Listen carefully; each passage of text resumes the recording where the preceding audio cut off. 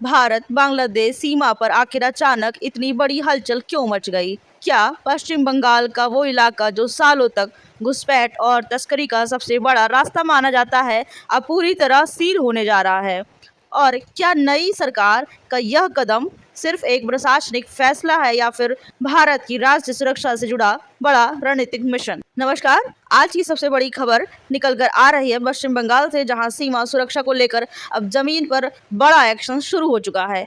मालदा जिले में भारत बांग्लादेश बॉर्डर के उस 33 किलोमीटर लंबे हिस्से पर जो दशकों से बिना फेंसिंग के खुला पड़ा था, अब 3 स्तरीय कटीली तारों की बाढ़ लगाने की तैयारी युद्ध स्तर पर चल रही है। लेकिन सवाल है, आखिर ये 33 किलोमीटर इतना संवेदनशील क्यों है? दरअसल सुरक्षा एजेंसियों की रिपोर्ट्स के मुताबिक यही वो इलाका था जहां से जाली नोटों की तस्करी, मवेशी चोरी, हथियारों की सप्लाई और अवैध घुसपैठ की घटनाएं लगातार सामने आती रही हैं। सीमा खुली होने का फायदा उठाकर कई संगठित नेटवर्क यहां सक्रिय थे। यही वजह है कि अब प्रशासन इस पूरे इलाके को हाई रिस्क कॉरिडोर मानकर तेजी से कार्रवाई कर रहा है। और एक बड़ा सवाल उठता है, क्या सिर्फ फेंसिंग लगाने से समस्या खत्म हो जाएगी? इसका जवाब है नहीं। लेकिन सुरक्षा विशेषज्ञ मानते हैं कि बॉर्डर फेंसिंग घुसपैठ और तस्करी को रोकने की पहली और सबसे मजबूत दीवार साबित होती है। इसलिए अब राज्य प्रशासन और बीएसएफ मिलकर जमीन अधिग्रहण की प्रक्रिया तेज कर चुके हैं। सूत्रों के मुताबिक करीब 260 एकड़ जमीन की जरूरत है और प्रशासन ने साफ निर्देश दिए हैं कि अगले 45 दिनों के भीतर यह जमीन बीएसएफ को सौंप दी जाए।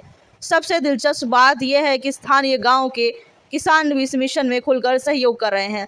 लेकिन आखिर किसान अपनी जमीन देने को तैयार क्यों हैं?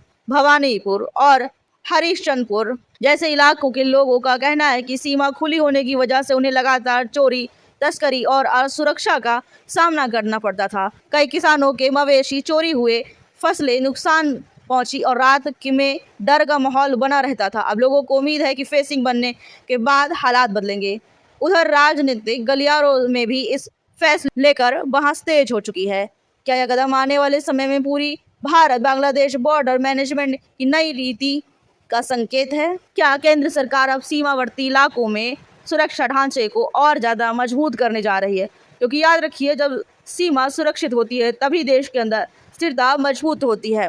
फिलहाल प्रशासनिक टीमें जमीन की पैमाइश में जुटी है और बीएसएफ लगातार निगरानी बढ़ा रही है। और अब सबसे बड़ा सवाल, क्या 45 दिनों के भीतर ये पूरा इलाका सुरक्षित हो पाएगा? और क्या इससे तस्करी और घुसपैठ के नेटवर्क की कमर टूट जाएगी? देश की सुरक्षा से जुड़ी हर बड़ी खबर पर हमारी नजर बनी रहती है। आप इस फैसले को कितना अहम मानते हैं, अपनी राय कमेंट बॉक्स में जरूर बताएं। जय हिंद।